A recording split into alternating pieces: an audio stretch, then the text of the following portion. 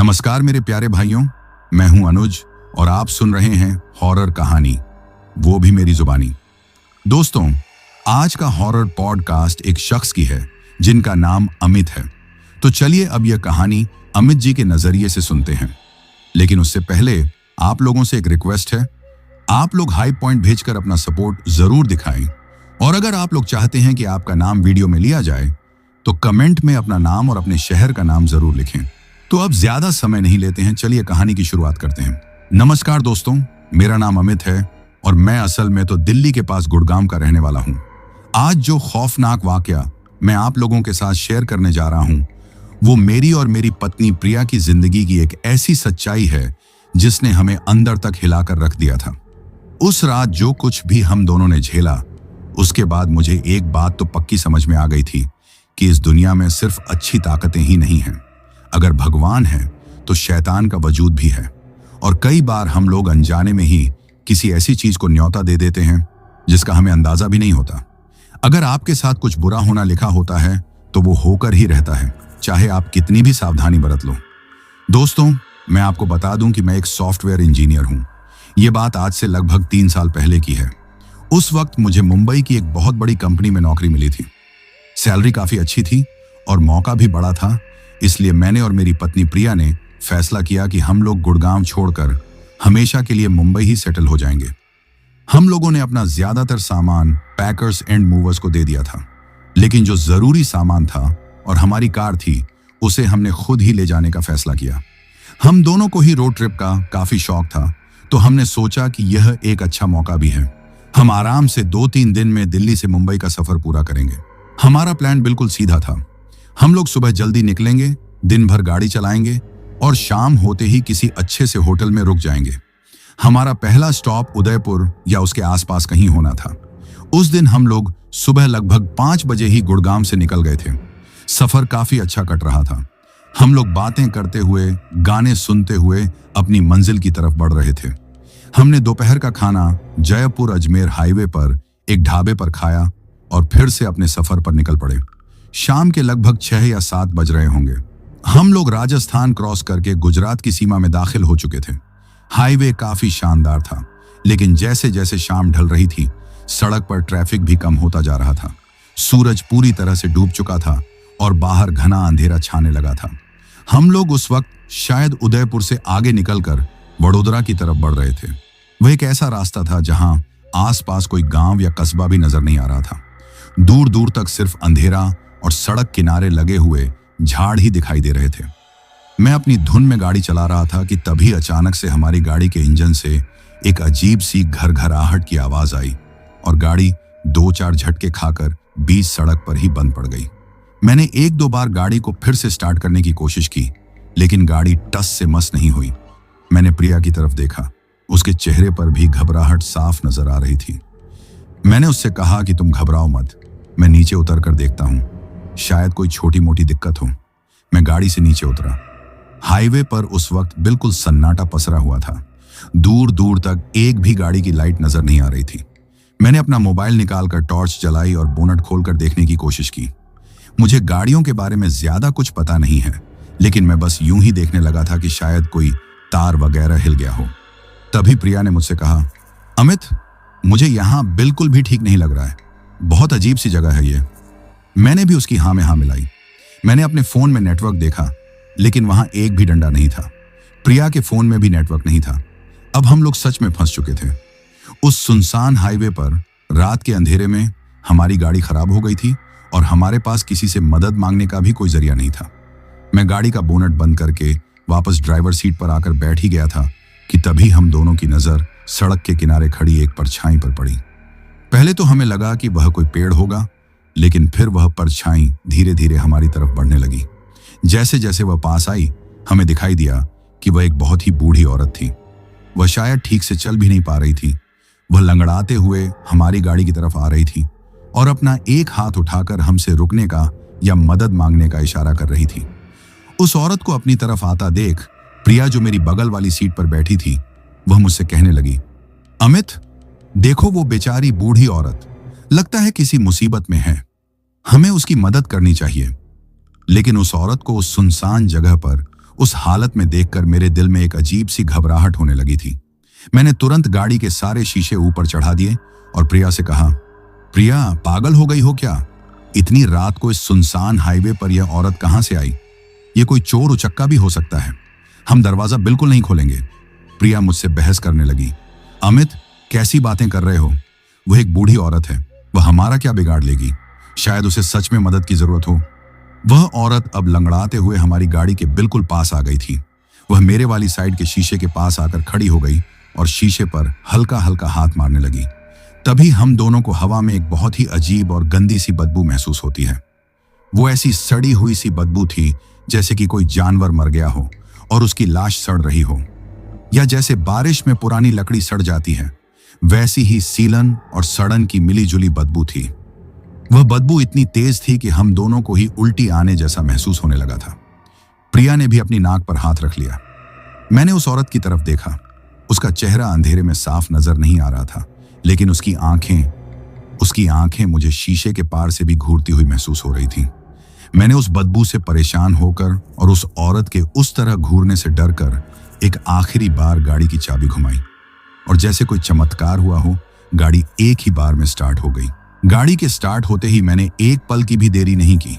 मैंने तुरंत गाड़ी का एक्सीलरेटर दबाया और गाड़ी को वहां से भगा लिया। प्रिया पीछे मुड़कर उस औरत को देखने लगी। मैंने उसे झिड़कते हुए कहा, आगे देखो, पीछे मत देखो। हम लोग वहां से काफी तेज रफ्तार में निकल गए थे। गाड़ी में कुछ देर तक तो बिल्कुल शांति छाई रही। प्रिया शायद मुझसे थोड़ी नाराज थी कि मैंने उस औरत की मदद नहीं की। मैंने उसे समझाने की कोशिश की। प्रिया, समझने की कोशिश करो। ऐसी सुनसान जगहों पर रात में रुकना खतरे से खाली नहीं होता। और तुम्हें वो बदबू नहीं आई थी? कितनी अजीब थी वो। प्रिया कुछ नहीं बोली।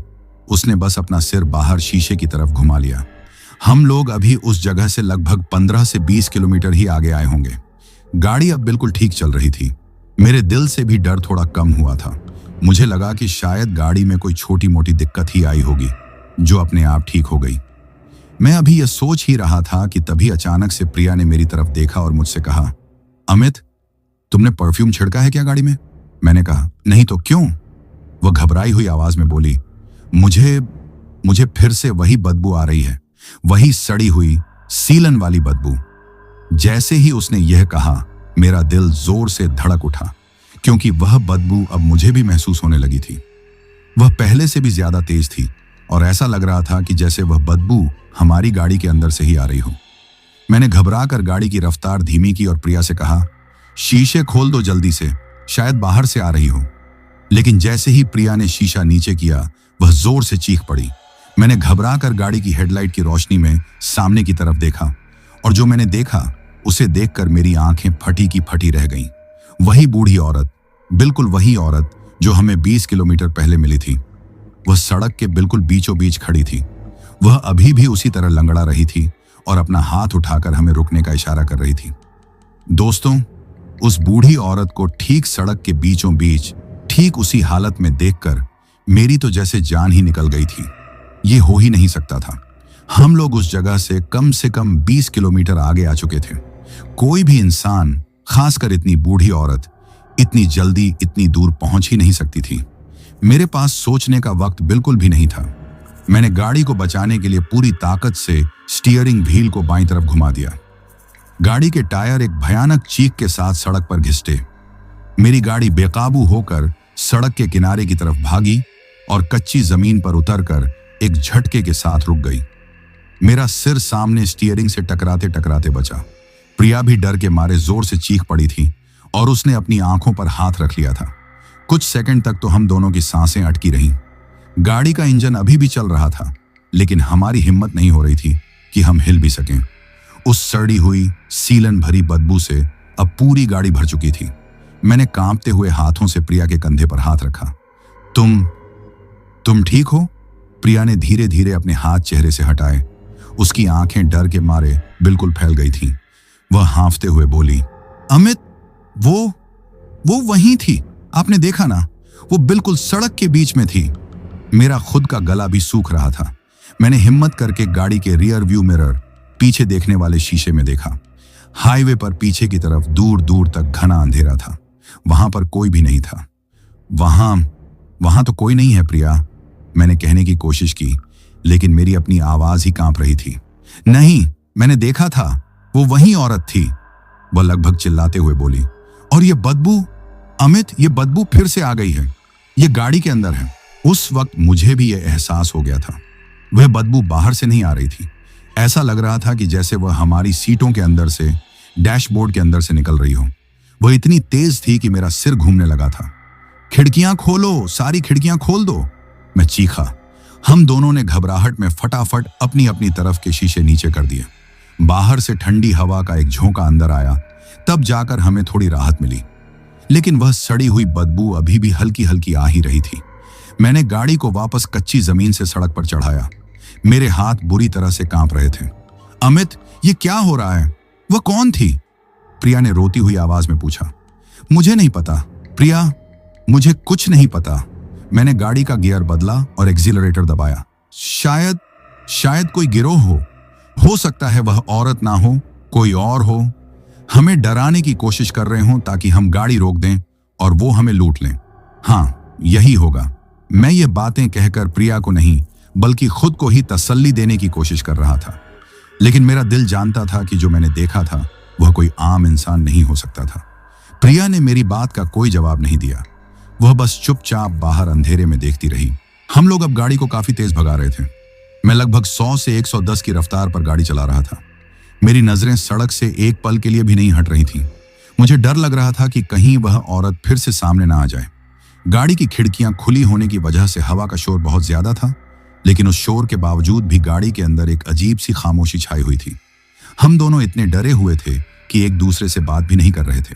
लगभग आधे घंटे तक हम लोग ऐसे ही गाड़ी चलाते रहे। अब वह बदबू लगभग जा चुकी थी, शायद ठंडी हवा की वजह से। मेरे दिल की धड़कन भी अब थोड़ी धीमी हुई थी। मैंने सोचा कि शायद हम उस मुसीबत से बहुत दूर निकल आए हैं। अमित, मुझे बहुत ठंड लग रही है, क्या हम शीशे थोड़े ऊपर कर लें? प्रिया ने धीरे से कहा। मैंने उसकी तरफ देखा, वह ठंड के मारे कांप रही थी। मैंने हाँ में सिर हिलाया। मैंने उससे कहा, हाँ कर लो, मुझे भी लगता है कि अब हम उस जगह से बहुत आगे आ गए हैं। हम दोनों ने अपनी अपनी तरफ के शीशे लगभग आधे बंद कर लिए। और दोस्तों, जैसे ही शीशे ऊपर हुए वह बदबू वापस आ गई, लेकिन इस बार वह पहले से भी 100 गुना ज्यादा तेज थी। इतनी तेज कि जैसे किसी ने सड़ी हुई लाशों से भरा कोई बोरा हमारी गाड़ी में ही फाड़ दिया हो। यह सिर्फ एक बदबू नहीं थी, यह इतनी भारी थी कि मुझे सांस लेने में भी दिक्कत होने लगी थी। नहीं नहीं नहीं, प्रिया जोर जोर से चीखने लगी।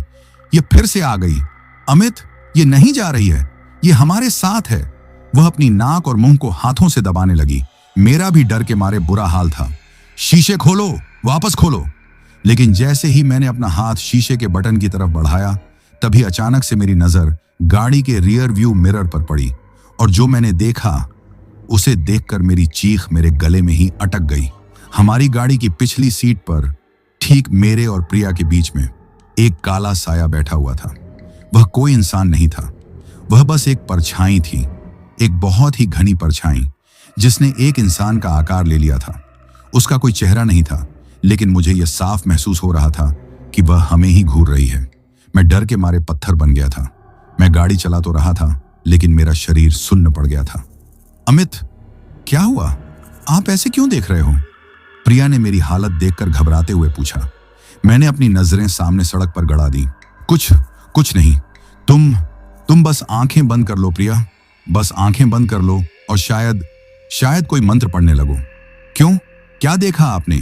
अमित, मुझे बताओ, पीछे क्या है? वह और ज्यादा घबरा गई। मैंने कहा ना कुछ नहीं, मैं उस पर चिल्ला दिया। मैं नहीं चाहता था कि वह पीछे मुड़कर देखे।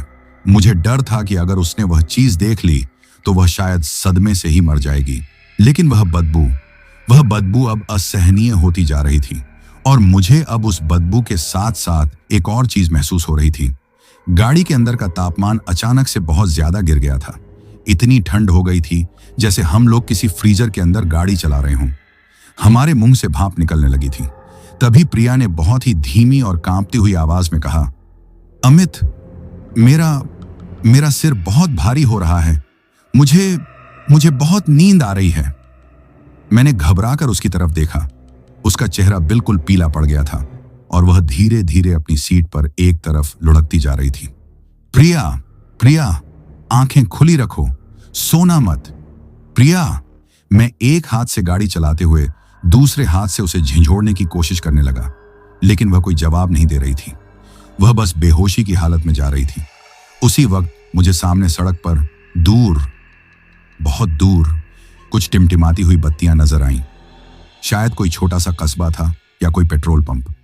बस प्रिया, हम बस पहुंचने वाले हैं, वहां लोग होंगे, बस थोड़ी देर और। मैंने गाड़ी का एक्सीलरेटर जमीन से सटा दिया। मैं बस किसी भी तरह उस रोशनी तक पहुंचना चाहता था, उस साए से और उस जानलेवा बदबू से दूर भागना चाहता था। दोस्तों, मेरी हालत उस वक्त ऐसी हो गई थी कि मैं आपको बता नहीं सकता। मेरा एक हाथ स्टीयरिंग पर था और दूसरे से मैं प्रिया को झंझोड़ रहा था। प्रिया, प्रिया, आंखें खुली रखो, हम बस पहुंच गए हैं, देखो सामने रोशनी है। लेकिन प्रिया की तरफ से कोई जवाब नहीं आ रहा था। वह बस बेजान सी मेरी सीट की तरफ झुकी जा रही थी और वह बदबू, वह सड़ी हुई घिनौनी बदबू इतनी तेज हो गई थी कि मेरा अपना सिर चकराने लगा था। मेरे फेफड़ों में जैसे वह बदबू नहीं बल्कि कोई जहर जा रहा हो। और ठंड इतनी बढ़ गई थी कि गाड़ी के शीशों पर अंदर की तरफ से धुंध जमने लगी थी। मेरे रोंगटे खड़े हो गए थे। मुझे यह एहसास हो रहा था कि वह जो काली परछाई पिछली सीट पर थी वह अब सिर्फ बैठी नहीं है। मुझे ऐसा लग रहा था कि जैसे वह धीरे धीरे आगे की तरफ हम दोनों के बीच में झुक रही हो। मेरी हिम्मत नहीं हो रही थी कि मैं फिर से उस रियर व्यू मिरर में देखूं। मैं बस आंखें फाड़े सामने उस टिमटिमाती हुई रोशनी की तरफ देख रहा था और एक्सीलरेटर को दबाए जा रहा था। मुझे लग रहा था कि अगर मैंने एक पल के लिए भी रफ्तार कम की तो वह चीज हम दोनों को यहीं खत्म कर देगी। गाड़ी 120 से 130 की रफ्तार से भाग रही थी। वह रोशनी अब तेजी से हमारी तरफ आ रही थी। तभी अचानक से वह जो भयानक ठंड थी वह एकदम से गायब हो गई और उसके साथ ही वह सड़ी हुई बदबू भी एक पल में हवा हो गई, जैसे किसी ने गाड़ी की सारी खिड़कियां एक साथ खोल दी हों। मैं कुछ समझ नहीं पाया। मैं इतना घबराया हुआ था कि मैंने एक झटके से उस रियर व्यू मिरर में फिर से देखा। पिछली सीट खाली थी, वहां कोई नहीं था, न कोई परछाई न कोई साया। गाड़ी के अंदर का माहौल फिर से बिल्कुल वैसा ही हो गया था जैसा वह सब शुरू होने से पहले था। मैं हाँफ रहा था। प्रिया, प्रिया, मैंने उसे फिर से हिलाया। उसने धीरे से एक हल्की सी आवाज निकाली और अपनी आंखें थोड़ी सी खोली। अमित, क्या हुआ था? वो बदबू। उसकी आवाज बहुत कमजोर थी। चली गई प्रिया, वो चली गई है, मैंने कहा। हम लोग अब उस रोशनी के बिल्कुल पास पहुंच चुके थे, लेकिन वहां पहुंचकर मेरा दिल एक बार फिर बैठ गया। वह कोई कस्बा या पेट्रोल पंप नहीं था। वह एक पुराना वीरान सा दिखने वाला ढाबा था। हाईवे के किनारे एक बड़े से पीपल के पेड़ के नीचे वह ढाबा बना हुआ था। उसकी हालत बहुत खस्ता थी। दीवारें टूटी हुई थीं और छत पर जो टिन की चादरें थीं वे भी आधी उखड़ी हुई थीं। वह टिमटिमाती हुई रोशनी बस एक पुराने से बोर्ड पर लटके हुए बल्ब की थी जिस पर धुंधले अक्षरों में लिखा था। ढाबे के सामने का हिस्सा बिल्कुल अंधेरे में डूबा हुआ था। वहां कोई ट्रक या गाड़ी नहीं खड़ी थी। सिर्फ हमारी गाड़ी की हेडलाइट की रोशनी में वह वीरान जगह और भी डरावनी लग रही थी। मैंने गाड़ी को ढाबे के सामने कच्ची जमीन पर लाकर रोक दिया। अमित, ये कैसी जगह है? यहां तो कोई भी नहीं दिख रहा, प्रिया ने घबराते हुए कहा। मुझे पता नहीं प्रिया, लेकिन हमें मदद की जरूरत है। तुम ठीक महसूस नहीं कर रही हो और मुझे भी गाड़ी एक बार चेक कर लेनी चाहिए, मैंने कहा। सच तो यह था कि मैं उस गाड़ी में एक पल और नहीं बैठना चाहता था। मुझे डर था कि वह बदबू, वह साया कहीं फिर से वापस ना आ जाए। मैंने गाड़ी का इंजन बंद किया। इंजन के बंद होते ही बाहर का सन्नाटा और भी गहरा हो गया। दूर कहीं से झींगुरों की आवाज आ रही थी। बस मैं गाड़ी से नीचे उतरा। जैसे ही मेरे पैर जमीन पर पड़े मैंने एक लंबी सांस ली। बाहर की हवा बिल्कुल ताजी थी। उस बदबू का नामो निशान तक नहीं था। मैं घूमकर प्रिया की तरफ गया और उसके लिए दरवाजा खोला। आराम से बाहर निकलो। वह मेरा हाथ पकड़कर धीरे से गाड़ी से बाहर निकली। वह अभी भी थोड़ी कांप रही थी। मेरा सिर बहुत घूम रहा है अमित, रुको, मैं देखता हूं कोई है क्या। मैंने प्रिया को गाड़ी के बोनट से टेक लगाकर खड़ा किया और उस ढाबे के टूटे फूटे बरामदे की तरफ बढ़ा। वह बल्ब जो जल बुझ रहा था वह ठीक दरवाजे के ऊपर लटका था। ढाबे का लकड़ी का दरवाजा थोड़ा सा खुला हुआ था अंदर से कोई रोशनी नहीं आ रही थी, बिल्कुल घना अंधेरा था। कोई है? मैंने थोड़ी ऊंची आवाज में पुकारा। भाई साहब, कोई है अंदर? मेरी आवाज उस सन्नाटे में गूंज कर रह गई। अंदर से कोई जवाब नहीं आया। अमित, मुझे नहीं लगता यहां कोई है, यह जगह बंद है, चलो यहां से चलते हैं, प्रिया ने पीछे से कमजोर आवाज में कहा। मैं भी वापस मुड़ने ही वाला था, मुझे भी यह जगह बहुत अजीब लग रही थी। तभी अंदर उस अंधेरे से एक खटकने की आवाज आई, जैसे किसी ने लकड़ी की कुर्सी को जमीन पर घसीटा हो। मेरे रोंगटे फिर से खड़े हो गए, मैं वहीं जम गया। कौन है अंदर? मैंने कांपती हुई आवाज में फिर से पूछा। कुछ पल के लिए फिर खामोशी छा गई और फिर वह जो थोड़ा सा खुला हुआ दरवाजा था, वह धीरे धीरे एक भयानक चरमराने की आवाज के साथ पूरा खुल गया। अंदर का अंधेरा अब हमारी तरफ मुंह फाड़े खड़ा था और उस अंधेरे के बीचों बीच मुझे एक परछाई सी खड़ी दिखाई दी। कोई अंदर खड़ा था जो हमें ही देख रहा था। अमित, वापस आ जाओ प्लीज। प्रिया पीछे से लगभग रोने लगी थी। मैं भी डर के मारे 2 कदम पीछे हट गया। मेरी नजरें उस परछाई पर गड़ी हुई थीं। वह हिल नहीं रही थी, बस वहीं खड़ी थी। चलो प्रिया, जल्दी गाड़ी में बैठो, हम यहां एक पल नहीं रुकेंगे। मैंने फैसला कर लिया, जो भी हो हम इस जगह से अभी निकलेंगे। मैं तेजी से पीछे मुड़ा और प्रिया का हाथ पकड़कर उसे गाड़ी की तरफ खींचने ही वाला था कि तभी उस ढाबे के अंदर से वह परछाई एक कदम आगे बढ़ी और उस जलते बुझते बल्ब की रोशनी में आ गई। उसे देखते ही मेरी तो जैसे सांस ही रुक गई। वह वही बूढ़ी औरत थी, वही लंगड़ाती हुई, झुकी हुई कमर वाली औरत जो हमें हाईवे पर 2 बार मिली थी। वह उस ढाबे के दरवाजे पर खड़ी थी। उसके चेहरे पर इस बार कोई लाचारी नहीं थी, वह बस हमें घूर रही थी। उसकी आंखें उस पीली रोशनी में अजीब तरह से चमक रही थी और वह धीरे धीरे मुस्कुरा रही थी। दोस्तों, उस बूढ़ी औरत को उस वीरान ढाबे के दरवाजे पर उस डरावनी मुस्कान के साथ खड़ा देखकर मेरी क्या हालत हुई होगी, यह मैं आपको शब्दों में नहीं बता सकता। मेरे पैर जैसे जमीन में ही गड़ गए थे। मैं 1 इंच भी हिल नहीं पा रहा था। वह औरत, वह बस वहीं खड़ी थी। उस जलते बुझते पीले बल्ब की रोशनी उसके आधे अधूरे चेहरे पर पड़ रही थी। उसकी वह मुस्कान, वह किसी इंसान की मुस्कान नहीं थी। वह बहुत चौड़ी थी, इतनी चौड़ी कि उसके गालों तक खींची जा रही थी और उस मुस्कान में उसके काले सड़े हुए दांत दिखाई दे रहे थे। अमित, भागो, वहां क्यों खड़े हो? प्रिया की चीखती हुई आवाज ने मुझे जैसे नींद से जगाया। मैंने एक झटके से उसका हाथ पकड़ा। भागो, गाड़ी में बैठो, जल्दी। हम दोनों अपनी जान बचाने के लिए गाड़ी की तरफ भागे। मुझे ऐसा लग रहा था कि जैसे वह औरत हमारे पीछे ही भाग रही होगी, लेकिन मैंने पलटकर देखने की हिम्मत नहीं की। हम फटाफट गाड़ी के अंदर घुसे और मैंने घुसते ही दरवाजे लॉक कर दिए। स्टार्ट करो अमित, जल्दी करो, यहां से निकालो। प्रिया रोए जा रही थी। मैंने कांपते हुए हाथों से चाबी घुमाई। इंजन ने बस 2-3 बार आवाज की, लेकिन गाड़ी स्टार्ट नहीं हुई। नहीं, यह अभी तो ठीक थी। मैं घबराहट में बड़बड़ाया। मैंने फिर से चाबी घुमाई, वही नतीजा, गाड़ी जैसे मर चुकी थी। अमित, क्या हुआ? यह स्टार्ट क्यों नहीं हो रही? प्रिया की आवाज में अब डर के साथ साथ बेबसी भी थी। मुझे नहीं पता, मैं लगभग चिल्लाया। तभी प्रिया ने सामने विंडशील्ड की तरफ देखा और उसकी चीख निकल गई। अमित, वो आ रही है। मैंने सामने देखा, वह बूढ़ी औरत वह ढाबे के बरामदे से उतरकर उसी तरह लंगड़ाते हुए धीरे धीरे हमारी गाड़ी की तरफ ही आ रही थी। वह जल्दी में बिल्कुल नहीं थी। वह ऐसे चल रही थी जैसे उसे पता हो कि हम कहीं नहीं जा सकते। स्टार्ट हो जा, प्लीज स्टार्ट हो जा। मैं पागलों की तरह चाबी घुमाए जा रहा था, लेकिन गाड़ी टस से मस नहीं हुई। और तभी वह बदबू, अमित, वो बदबू, हे भगवान, वो फिर से आ गई है। प्रिया ने अपनी नाक दबाते हुए कहा। वह सड़ी हुई सीलन भरी बदबू, इस बार वह इतनी तेज थी कि जैसे हम किसी लाश के ढेर के ऊपर ही बैठे हों। वह बंद गाड़ी के अंदर जैसे हर कोने से फूट रही थी और बदबू के साथ ही वह ठंड। अचानक से गाड़ी के अंदर का तापमान इतना गिर गया कि मेरे हाथ पैर अकड़ने लगे। प्रिया ठंड के मारे बुरी तरह कांप रही थी। हमारे मुंह से भाप निकलने लगी थी और गाड़ी के सारे शीशे वे बाहर से नहीं बल्कि अंदर से धुंधले होने लगे थे। वह क्या चाहती है हमसे? हमने उसका क्या बिगाड़ा है? प्रिया रोते हुए बोली। चुप रहो प्रिया, बस चुप रहो, मैं अभी भी चाबी घुमा रहा था। मेरी ड्राइवर साइड वाली खिड़की पर एक धीमी सी दस्तक हुई। मेरी तो जैसे सांस ही रुक गई।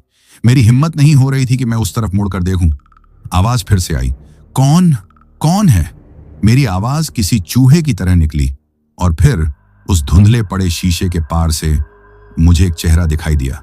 वह बूढ़ी औरत, वह बिल्कुल शीशे से अपना चेहरा सटाकर खड़ी थी। वह अभी भी मुस्कुरा रही थी। उसकी आंखें, दोस्तों, उसकी आंखें बिल्कुल सफेद थीं। उनमें कोई पुतली नहीं थी, बस दूध जैसी सफेद थी। वह अपना सड़ा हुआ उंगलियों वाला हाथ उठाकर शीशे पर फिर से मारने लगी। मैं डर के मारे सीट पर पीछे की तरफ चिपक गया था। तभी उस औरत ने अपना मुंह खोला और उसके मुंह से एक आवाज निकली। वह किसी इंसान की आवाज नहीं थी। वह एक बहुत ही तीखी, फटी हुई आवाज थी, जैसे कोई सूखे पत्तों को रगड़ रहा हो। और उसने कहा, मदद, मदद नहीं चाहिए थी? उसकी आवाज सुनकर प्रिया जोर से चीख पड़ी।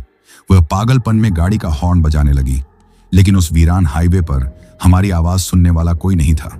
वह औरत हमारी इस हालत को देखकर जैसे और खुश हो रही थी। उसने अपना मुंह खोला और हंसने लगी, एक सूखी, खौफनाक हंसी। और हंसते हंसते ही उसने अपना हाथ मेरी खिड़की के हैंडल पर रखा। नहीं नहीं, पीछे हटो, मैं चिल्लाया। एक तेज आवाज आई। मैंने घबराकर अपने दरवाजे के लॉक की तरफ देखा। वह अपने आप खुल गया था। मेरे दरवाजे का लॉक अपने आप ऊपर उठ गया था। वह औरत अभी भी हंस रही थी और धीरे धीरे वह गाड़ी का हैंडल घुमाकर दरवाजा खोलने लगी। दोस्तों, मेरी आंखों के सामने मेरी गाड़ी का दरवाजा अपने आप खुल गया था। वह बूढ़ी औरत, जो अब किसी औरत जैसी बिल्कुल नहीं लग रही थी, बाहर खड़ी हमें घूर घूर कर देख रही थी और अपनी सड़ी हुई मुस्कान दिखा रही थी। दरवाजा एक लंबी, दिल दहला देने वाली, चरमराने की आवाज के साथ धीरे धीरे खुलता जा रहा था।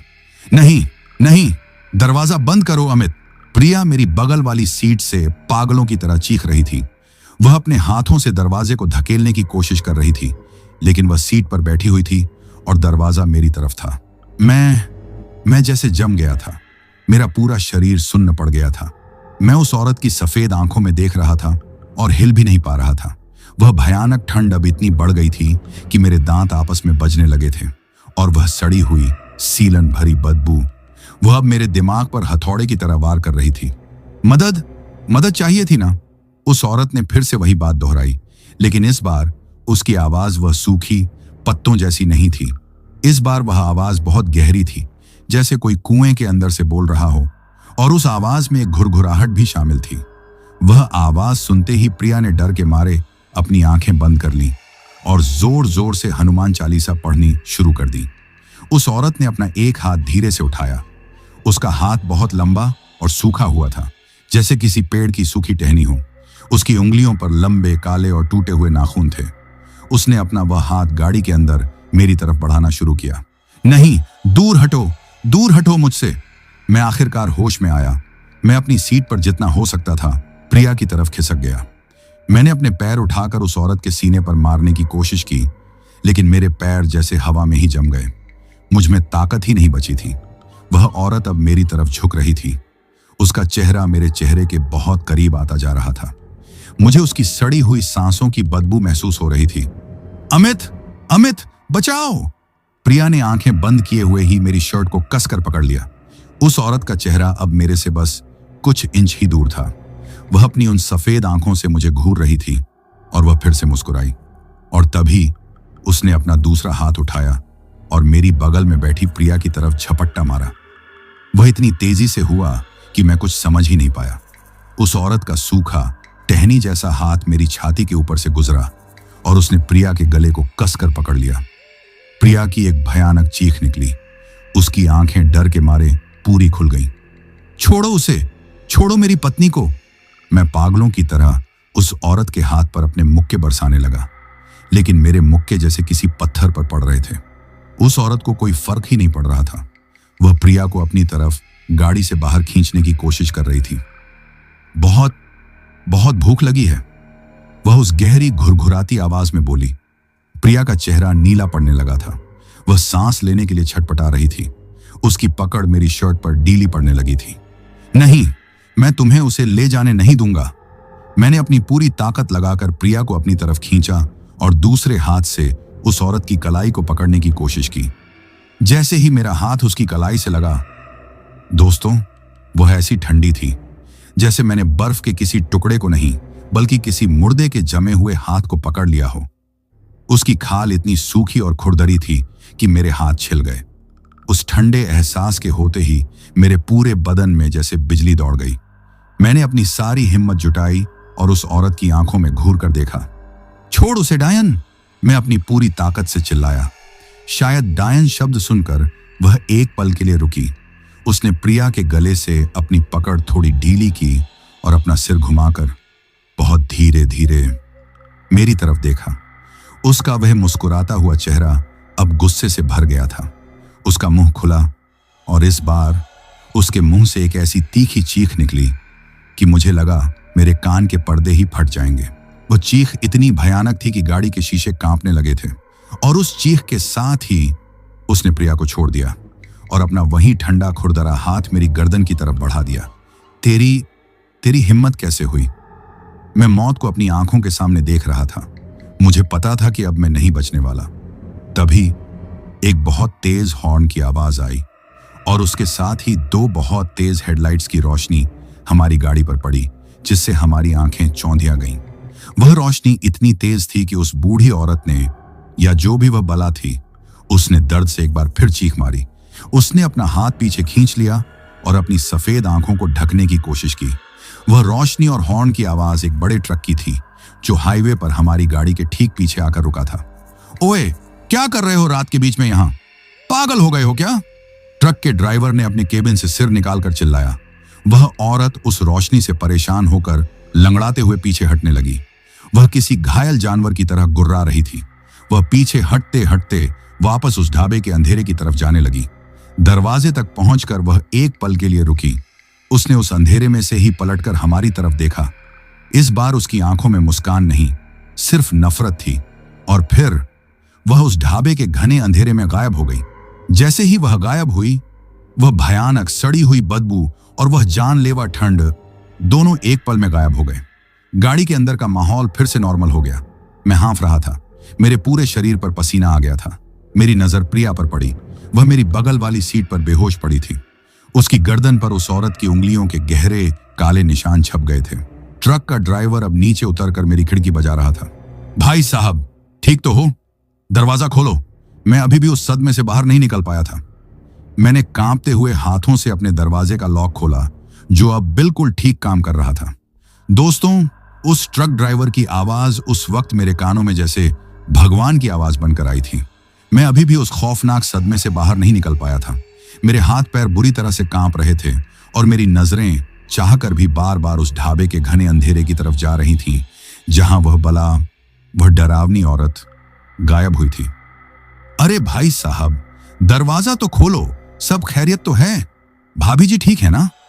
वह ड्राइवर, जो एक लंबे तगड़े सरदार जी थे, मेरी खिड़की के पास आकर जोर जोर से शीशा खटखटाते हुए बोला। मैंने अपनी बची खुची हिम्मत को समेटा। मेरे हाथ इतने कांप रहे थे कि मैं दरवाजे का लॉक ठीक से खोल भी नहीं पा रहा था। मैंने जैसे तैसे हैंडल खींचा और दरवाजा खोला। बाहर की जो ताजी हवा मेरे चेहरे से टकराई, उससे मुझे थोड़ा होश आया, जैसे मैं किसी बुरे सपने से जागा हूं। सरदार जी की नजर सबसे पहले मेरी बगल वाली सीट पर पड़ी प्रिया पर पड़ी। वह अभी भी बेहोशी की हालत में थी। हे रब्बा, भाभी जी को क्या हुआ? ये तो बेहोश लग रही हैं। और ये इनकी गर्दन पर ये काले निशान कैसे हैं? जैसे ही सरदार जी ने यह कहा, मैंने घबराकर प्रिया की गर्दन की तरफ देखा। दोस्तों, उस औरत की उंगलियों के जो निशान थे, वे अब और भी ज्यादा गहरे और भी ज्यादा काले पड़ गए थे। ऐसा लग रहा था जैसे किसी ने जलते हुए कोयले उसकी गर्दन पर रख दिए हों। वो मेरा गला पूरी तरह से सूख गया था। मैं क्या बोलता? मैं उस अनजान आदमी को कैसे यकीन दिलाता कि अभी अभी एक डायन ने मेरी पत्नी का गला घोंटने की कोशिश की थी? वह मुझे पागल ही समझता। भाई साहब, पता नहीं, हमारी गाड़ी अचानक से यहां आकर बंद पड़ गई और ये अचानक से बेहोश हो गई। मुझे कुछ समझ नहीं आ रहा। मुझे बहुत डर लग रहा है। मैंने जैसे तैसे टूटे फूटे शब्दों में अपनी बात कहने की कोशिश की। सरदार जी ने मेरी बात तो सुनी, लेकिन उनकी नजरें मुझ पर नहीं थीं। उनकी नजरें उस वीरान टूटे फूटे शेरे पंजाब ढाबे पर टिकी हुई थी। और जैसे ही उन्होंने उस ढाबे को गौर से देखा, उनके चेहरे का रंग ही उड़ गया। वह जो एक बेफिक्री उनके चेहरे पर थी, वह अब एक गहरी चिंता और डर में बदल गई थी। पाजी, तुसी पागल हो गए हो या अपनी जान प्यारी नहीं है? उन्होंने बहुत ही धीमी और गंभीर आवाज में मुझसे पूछा, जैसे कोई राज की बात बता रहे हों। मतलब? मैंने नासमझी से उनकी तरफ देखा। मतलब यह कि इस हाईवे पर रात को चलने वाला हर ड्राइवर जानता है कि सूरज ढलने के बाद इस ढाबे के 5 किलोमीटर के दायरे में भी कोई नहीं फटकता। और तुम लोग ठीक इसके सामने आकर रुक गए। सरदार जी की यह बात सुनकर मेरे तो जैसे होश ही उड़ गए। मेरे पूरे बदन में एक ठंडी लहर सी दौड़ गई। क्यों? ऐसा क्या है यहां? मेरी आवाज अपने आप ही कांपने लगी थी। क्या है ये मत पूछो पाजी। उन्होंने अपनी दाढ़ी पर हाथ फेरा। बस ये समझ लो कि जो भी यहां रात में रुका है, उसकी सुबह किसी ने नहीं देखी। कहते हैं कोई साया है, कोई भूखी आत्मा है इस जगह पर। सालों पहले इस ढाबे पर कुछ बहुत बुरा हुआ था, तब से यह जगह शापित है। तुम लोग बहुत खुशनसीब हो कि मैं सही वक्त पर आ गया। मेरी ट्रक की हेडलाइट सीधी उस पर पड़ी होगी। रोशनी से डरती है वो। मैं तो जैसे सुन्न पड़ गया था। तो वह सब सच था। वह हमारा कोई वहम नहीं था। वह औरत, वह सच में कोई आत्मा या डायन ही थी। हमारी गाड़ी स्टार्ट नहीं हो रही है, मैंने घबराई हुई आवाज में एक बच्चे की तरह उनसे कहा। मैंने बहुत कोशिश की, लेकिन यह... सरदार जी ने मेरी बात बीच में ही काट दी। वो यही थी ना, इसीलिए तुम्हारी गाड़ी ने दम तोड़ दिया था। वो इन सब चीजों को रोक देती है।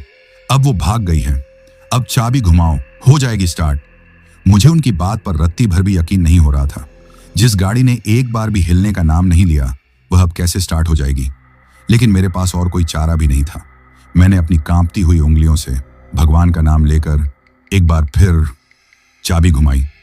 दोस्तों, आप यकीन नहीं मानेंगे, मेरी गाड़ी एक ही बार में स्टार्ट हो गई, जैसे उसमें कभी कोई खराबी आई ही ना हो।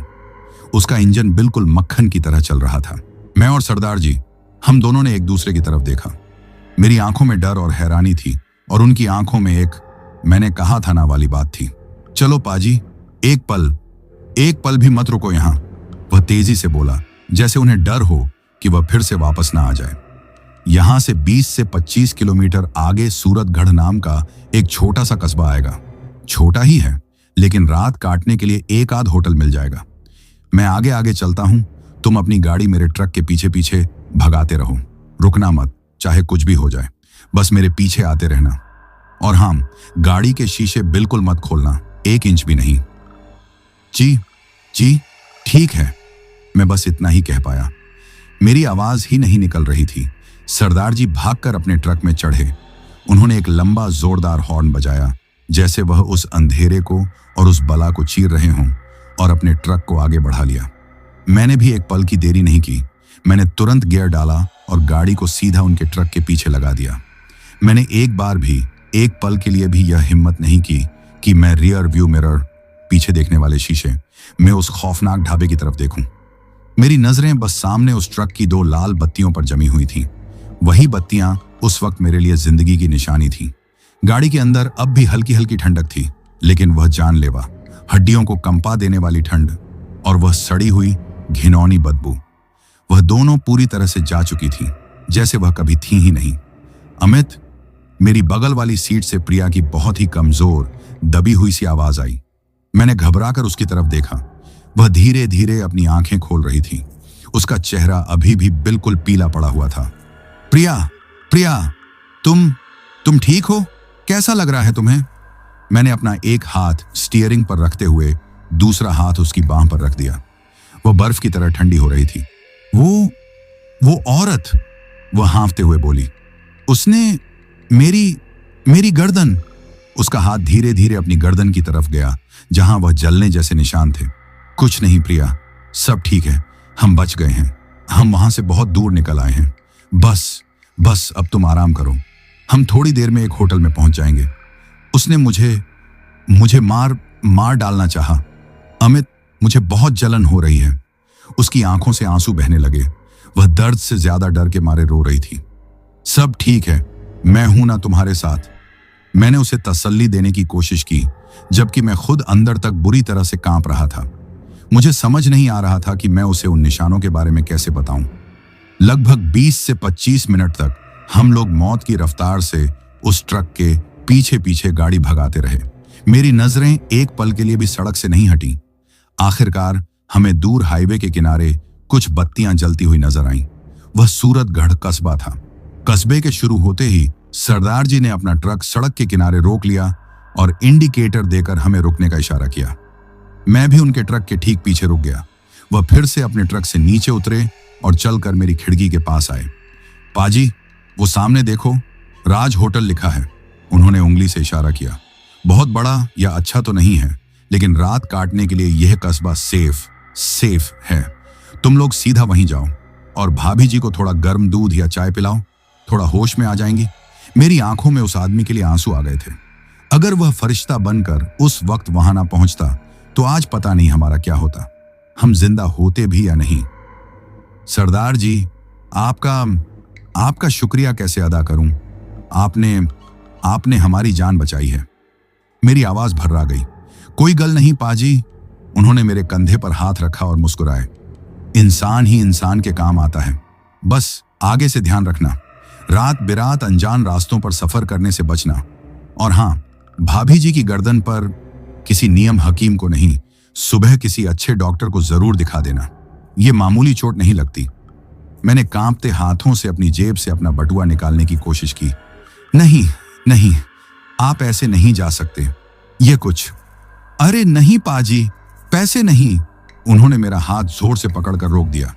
पैसे किस बात के? बस वाहे गुरु का शुक्र करो कि तुम दोनों सही सलामत हो। चलो, सत श्री अकाल। यह कहकर वह मुड़े और वापस अपने ट्रक पर चढ़कर हॉर्न बजाते हुए आगे अपनी मंजिल की तरफ निकल गए। मैं बस उन्हें जाते हुए देखता रहा। मैंने गाड़ी को उस राज होटल की तरफ बढ़ाया। वह एक बहुत ही छोटा और पुराना सा दिखने वाला होटल था। रात के शायद 11 या 12 बज रहे थे। पूरा कस्बा सो चुका था। मैंने गाड़ी पार्किंग में लगाई और प्रिया को सहारा देकर लंगड़ाते हुए बाहर निकाला। रिसेप्शन पर एक बूढ़ा सा आदमी एक छोटी सी टीवी के सामने ऊँघ रहा था। हमने उसे जगाया। फटाफट एक कमरा लेने की फॉर्मेलिटी पूरी की और चाबी लेकर सीधे अपने कमरे की तरफ भागे। कमरा पहली मंजिल पर था। छोटा सा सीलन भरा कमरा था। दीवारों से पपड़ियां उखड़ रही थीं और हवा में एक अजीब सी नमी थी। लेकिन उस वक्त वह गंदा सा कमरा हमें किसी 5 सितारा होटल के आलीशान कमरे से कम नहीं लग रहा था। यह कमरा सुरक्षित था। मैंने अंदर घुसते ही दरवाजा बंद किया और ऊपर से जो चिटकनी, लॉक, स्टॉपर, जो कुछ भी दरवाजे पर लगा था, वह सब कुछ एक एक करके बंद कर दिया। प्रिया जाकर सीधा बिस्तर पर धम से बैठ गई। वह अभी भी बुरी तरह से कांप रही थी, जैसे उसे बहुत तेज बुखार हो। मैं कमरे में रखे मिट्टी के जग से एक गिलास पानी भरकर उसके पास लाया। पियो, थोड़ा पानी पियो, सब ठीक हो जाएगा। उसने कांपते हाथों से गिलास पकड़ा और एक घूंट में ही पूरा पानी पी गई। हम दोनों कुछ देर तक बस चुपचाप खामोशी से वहीं बैठे रहे। उस कमरे की खामोशी में भी हमें अपने दिल की धड़कनें इतनी जोर जोर से सुनाई दे रही थीं, जैसे कोई ढोल पीट रहा हो।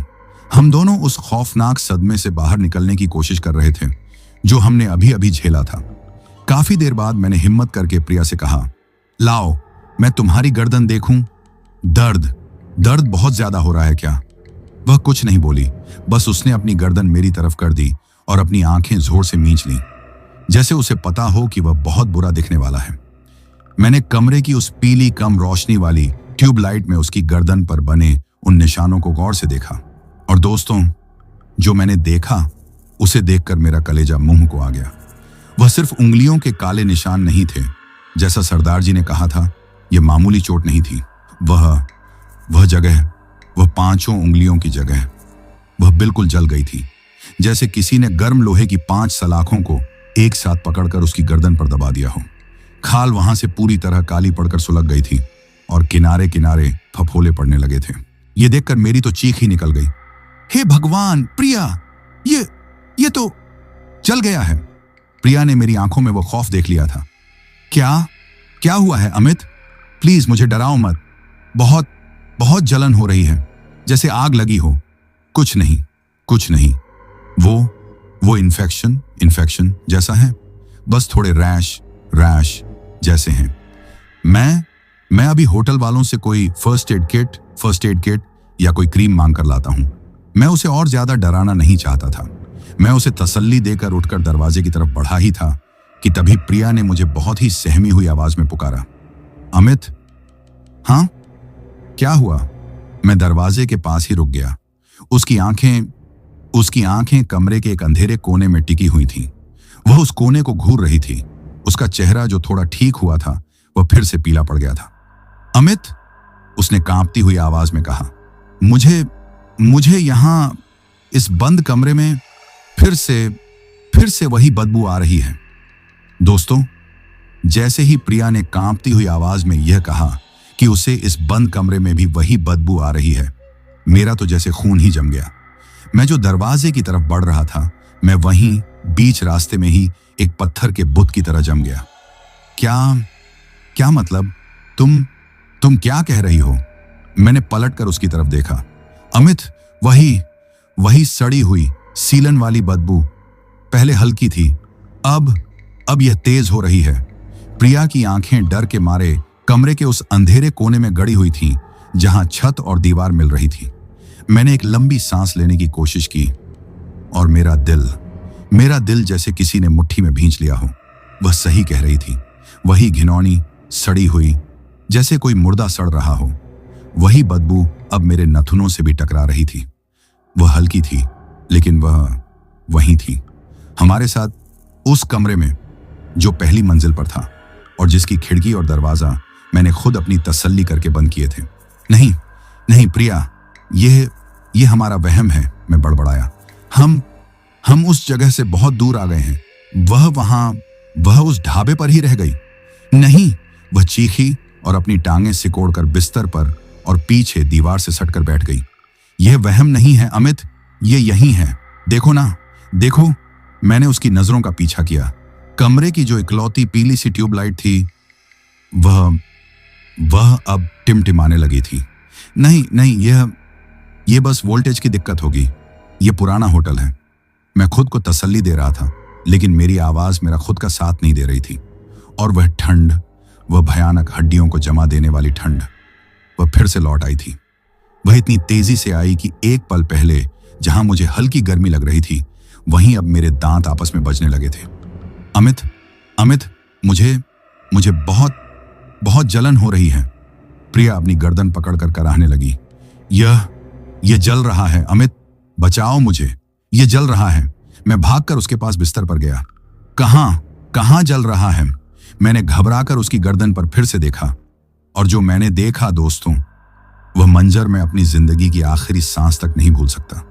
वह जो निशान थे, वह जो 5 उंगलियों के जले हुए काले निशान थे, वह अब चमक रहे थे। नहीं, चमकना सही शब्द नहीं है। वह अंदर से सुलग रहे थे, जैसे किसी ने जलते हुए कोयलों को उसकी खाल के नीचे दबा दिया हो। उनमें से कोई आग नहीं निकल रही थी, लेकिन वह एक धीमी लाल नारंगी रोशनी में दहक रहे थे। और जैसे जैसे वह निशान दहक रहे थे, प्रिया का शरीर अकड़ने लगा था। प्रिया, क्या हो रहा है तुम्हें? मैं उसे झिंझोड़ने लगा। उसने अपना सिर झटके से मेरी तरफ घुमाया। दोस्तों, वह प्रिया नहीं थी। उसकी आंखें, वह पूरी तरह से सफेद हो चुकी थीं, ठीक वैसी ही जैसी उस बूढ़ी औरत की थी। मैं डर के मारे चीखकर बिस्तर से नीचे गिर गया। मैं घिसटता हुआ कमरे के दूसरे कोने में दरवाजे के पास जाकर चिपक गया। प्रिया नहीं। मैं रो रहा था, गिड़गिड़ा रहा था। वह बिस्तर पर बैठी थी, लेकिन वह प्रिया नहीं थी। वह अब धीरे धीरे मुस्कुरा रही थी। वही भयानक चौड़ी गालों तक खींची हुई मुस्कान जो उस डायन की थी।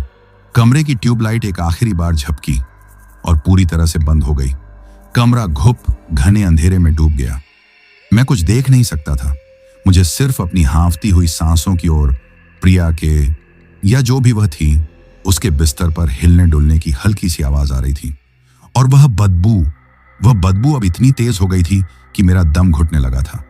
अमित, उस अंधेरे में से एक आवाज आई। वह प्रिया की आवाज नहीं थी। वह वही गहरी कुएं जैसी घुरघुराती हुई आवाज थी। अमित, मदद नहीं चाहिए थी? नहीं, दूर हटो, छोड़ दो मेरी पत्नी को, प्लीज जाने दो हमें।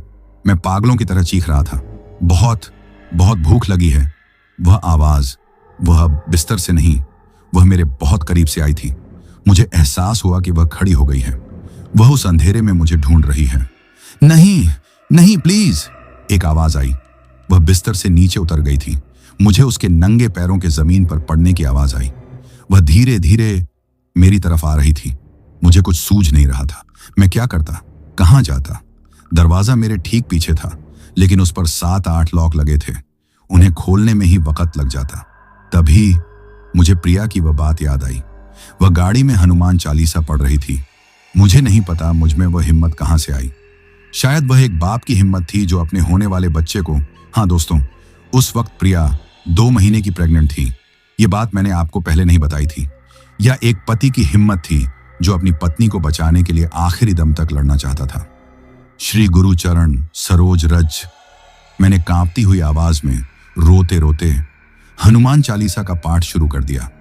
जैसे ही मैंने पहली चौपाई बोली, उस अंधेरे में से एक भयानक, दिल दहला देने वाली चीख गूंज उठी। चुप हो जा! वह घुरघुराती आवाज गुस्से से भर गई थी। निजमनु मुकुरु सुधारी बरनु रघुबर बिमल जसु। मैं और जोर से बोलने लगा। कमरे में रखा हुआ पानी का वह मिट्टी का जग अपने आप उठा और मेरी बगल वाली दीवार पर लगकर जोर से टूट गया। पानी और मिट्टी के टुकड़े मेरे ऊपर आकर गिरे। मैंने कहा, चुप हो जा। वह चीख अब ठीक मेरे सामने से आई। मुझे अपनी गालों पर उसकी वह ठंडी सड़ी हुई सांस महसूस हुई। वह मेरे बिल्कुल सामने खड़ी थी। जो दायक फल चारे बुद्धिहीन तनु जानिके सुमिरोम पवन कुमार। मैं अपनी आंखें जोर से मीचे हुए था और अपनी पूरी ताकत से बस पाठ किए जा रहा था। बल बुद्धि विद्या देहु मोही हर हु कलेस बिकार। उसने, या प्रिया के शरीर में जो भी वह बला थी, उसने दर्द से ऐसी चीख मारी कि मुझे लगा होटल की दीवारें ही हिल जाएंगी। और उस चीख के साथ ही एक जोरदार झोंका, एक बहुत तेज हवा का झोंका उस बंद कमरे के अंदर आया। उसने मुझे जोर से पीछे की तरफ दरवाजे पर धकेल दिया। कमरे की ट्यूबलाइट अपने आप फिर से जल उठी और सब कुछ शांत हो गया। वह ठंड, वह बदबू, वह घुरघुराहट सब एक पल में गायब हो गई। मैंने डरते डरते अपनी आंखें खोली। कमरा रोशनी से भरा हुआ था और प्रिया, मेरी प्रिया, वह कमरे के बीचों बीच जमीन पर बेहोश पड़ी हुई थी। प्रिया! मैं भागकर उसके पास गया। मैंने उसे अपनी गोद में उठा लिया। वह सांस ले रही थी। उसकी सांसें बहुत धीमी चल रही थीं, लेकिन वह जिंदा थी। मैंने उसकी गर्दन की तरफ देखा। वह निशान, वह जो दहक रहे थे, वह अब शांत थे। वह अब बस जले हुए काले गहरे गड्ढों जैसे दिख रहे थे। मैं बस उसे अपनी गोद में लिए वहीं जमीन पर बैठकर बच्चों की तरह फूट फूट कर रोने लगा। दोस्तों, उस रात हम दोनों में से कोई भी सो नहीं पाया। मैं प्रिया को गोद में लिए बस उस कमरे के कोने में बैठा रहा। प्रिया को लगभग 3-4 घंटे बाद होश आया। उसे कुछ भी याद नहीं था। उसे बस इतना याद था कि उसकी गर्दन में बहुत तेज जलन हो रही थी। और फिर सब अंधेरा। जैसे ही बाहर आसमान में सुबह की पहली हल्की सी रोशनी दिखाई दी, हम उस होटल से भागे। हमने अपना सामान तक पैक नहीं किया। मैंने बेहोश सी प्रिया को अपनी गोद में उठाया। हम सीढ़ियों से भागे। रिसेप्शन पर किसी को बिना कुछ बताए, बिना चेकआउट किए, हम सीधा अपनी गाड़ी में आकर बैठे। मैंने गाड़ी स्टार्ट की और उस कस्बे से बाहर निकाल ली। हम रुके नहीं। हम पूरे दिन गाड़ी चलाते रहे। हमने रास्ते में सिर्फ एक बार पेट्रोल भरवाया और सीधा शाम को मुंबई में अपने नए घर में आकर ही रुके। दोस्तों, उस घटना को आज 3 साल हो गए हैं। प्रिया के गले पर वह निशान, वह आज भी है। वह 5 उंगलियों के जले हुए गहरे निशान, वह उस खौफनाक रात की गवाही बनकर आज भी उसकी गर्दन पर मौजूद है। हमने मुंबई आकर बहुत बड़े बड़े स्किन डॉक्टर्स को दिखाया। सबने यही कहा कि यह बहुत ही थर्ड डिग्री बर्न है, लेकिन कोई यह नहीं समझ पाया कि यह जलने के निशान इतने गहरे और इतने सटीक एक पंजे के आकार में कैसे आ सकते हैं। हमारा बेटा रोहन अब 2 साल का है। वह बिल्कुल स्वस्थ है, लेकिन उस रात के सदमे ने हम दोनों को हमेशा के लिए बदल दिया। हम लोगों ने उस हाईवे पर या राजस्थान गुजरात के उस हिस्से में दोबारा कभी कदम नहीं रखा। मैंने उस सरदार जी को ढूंढने की बहुत कोशिश की, लेकिन वह मुझे कभी नहीं मिले। मेरे लिए तो वह उस रात कोई फरिश्ता ही थे जिन्हें भगवान ने हमारी जान बचाने के लिए भेजा था। उस दिन मुझे एक बात तो समझ में आ गई थी दोस्तों, कि अगर आपके साथ कुछ गलत होना होता है तो वह होकर ही रहता है, लेकिन अगर आपकी जिंदगी बची होती है तो भगवान किसी ना किसी को फरिश्ता बनाकर भेज ही देता है। लेकिन आज भी जब कभी मैं रात को अकेला होता हूं या किसी पुरानी सीलन भरी जगह पर जाता हूं और मुझे वैसी ही कोई सड़ी हुई बदबू महसूस होती है, तो मेरी रूह अंदर तक कांप जाती है, क्योंकि मैं जानता हूं कि वह भूख, वह साया, वह डायन, वह आज भी उस सुनसान हाईवे पर, उस वीरान ढाबे में किसी और मदद मांगने वाले का इंतजार कर रही है। तो दोस्तों, यह कहानी यही खत्म हुई। अब जिन भाइयों ने अपना नाम वीडियो में कमेंट किया था, उनका नाम लेते हैं। विनोद गुरुंग भाई दुबई से, गोरखा भाई नेपाल से, मजीद भाई मालदीव से, अली भाई बंगलोर से, गोल्डी भाई पंजाब से, मुकेश गुज्जर भाई भरतपुर राजस्थान से, वीरेंद्र विराट भाई बेगमपुर हरियाणा से, भूपेन चौधरी भाई गुवाहाटी से, फुद्दी कौर भाई पंजाब से, मोहम्मद शाह भाई रोहरी सिंध पाकिस्तान से, महावीर भाई राजस्थान से, फहाद भाई पाकिस्तान से, ऐसा ताजियाना, अहमद अहयाना, आलिया हमदून और अहमद हमदून, रशीद भाई मालदीव से, अमृत गुरुंग भाई नेपाल से, अनिल चौहान भाई सिवान बिहार से, पूनम जी जमशेदपुर झारखंड से, स्नेहा जी महाराष्ट्र से, मुकेश भाई राउरकेला से, शानो जी पाटियाला से, कमल जी भाटी तारानगर से, आकाश भाई उत्तर प्रदेश से, सफीक भाई सऊदी अरब से, राजीव भाई दरभंगा बिहार से, निहारिका जी ओडिशा से, राजकुमार भाई गोरखपुर से, गणेश पाठक भाई सूरत से, अंबुज मिश्रा भाई नोएडा उत्तर प्रदेश से, आशु भाई दिल्ली से, मनीष जैन भाई दिल्ली से, सरिता जी उत्तराखंड से, विशाल भाई हरदोई से, रॉकी भाई सोनीपत हरियाणा से, जमशेद खान भाई कराची से, अफसर अली भाई मुरादाबाद से, पुसली भाई थाईलैंड से, आशुतोष त्रिपाठी भाई गोंडा से, यूएस हर्ष तिवारी भाई लोहारी सिरसा प्रयागराज से, कबल सिंह भाई पंजाब से, किशोर भाई ग्रेटर नोएडा से, अभिषेक तिर्की भाई छत्तीसगढ़ से, जुल्फिकार भाई दिल्ली से, पन्ना राम कोलायत भाई बीकानेर राजस्थान से, अन्वेश कुमार पांडेय भाई मुंबई महाराष्ट्र से, दीपक भोईर भाई अर्जुनली गांव से, सूरज भाई मुंबई से, असलम कुरैशी भाई सऊदी अरब से, फिजा जी इस्लामाबाद पाकिस्तान से, अर्जुन भाई नेपाल से, राधे भाई उन्नाव से, संजय खान भाई इंडिया से, ओम प्रकाश भाई झारखंड से, सबीना भाई कोलकाता से, बाबू भाई उत्तराखंड से, राम छोटा भाई गोविंदपुर जमशेदपुर झारखंड से, रवि बिशनली भाई इंडिया से, मोहन भाई झारखंड से, आजाद भाई दिल्ली से, रुद्रा शर्मा, सपना शर्मा, शिया और अमन शर्मा भाई दिल्ली से, असुम तामूट भाई अरुणाचल प्रदेश से, पूजा घोष जी असम से, राम ठाकुर सिंह भाई ग्वालियर से, मोएम भाई बिहार मुजफ्फरपुर से, कुलविंदर कौर भाई लुधियाना पंजाब से, फजीन भाई मालदीव से, अनुराग कश्यप भाई दुबई से, वाजिद तबस्सुम भाई लाहौर पाकिस्तान से, राम अचल भाई अयोध्या से, हसन अब्बास भाई इटली से, मेहुल वर्मा भाई प्रयागराज से, राहुल भाई ओडिशा से, ऋषभ और राकेश भाई पंजाब से, सहजादी जी सऊदी अरब से, विनीता जी लखनऊ से, गोपाल भाई कोलकाता से, वसीम अहमद भाई नागपुर महाराष्ट्र से, राम भदौरिया भाई मध्य प्रदेश से, जीवन तमंग भाई काठमांडू नेपाल से, कादिर शिकालगार से, पूरन चंद बलोत्रा भाई राजस्थान से, उर्वशी जी वेस्ट बंगाल दार्जिलिंग से, देवांश भाई ग्वालियर मध्य प्रदेश से, बलबिंदर सिंह भाई राजस्थान से,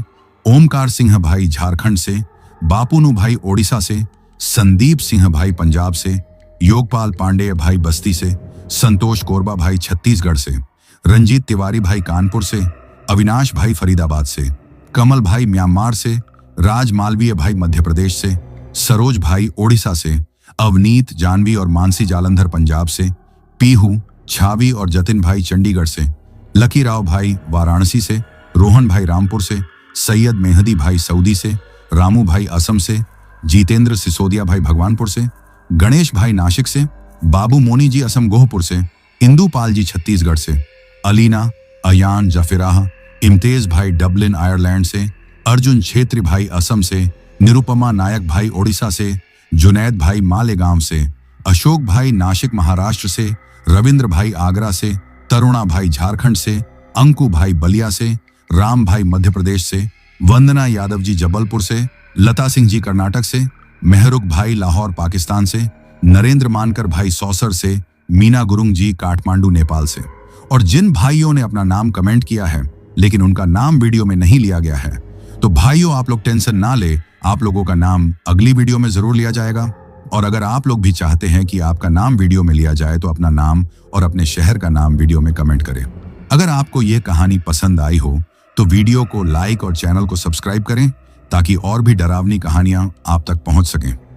कहानी को अंत तक सुनने के लिए दिल से धन्यवाद दोस्तों। आज के लिए बस इतना ही, मिलते हैं जल्द ही कुछ नई कहानियों के साथ। तब तक के लिए अपना ध्यान रखिए।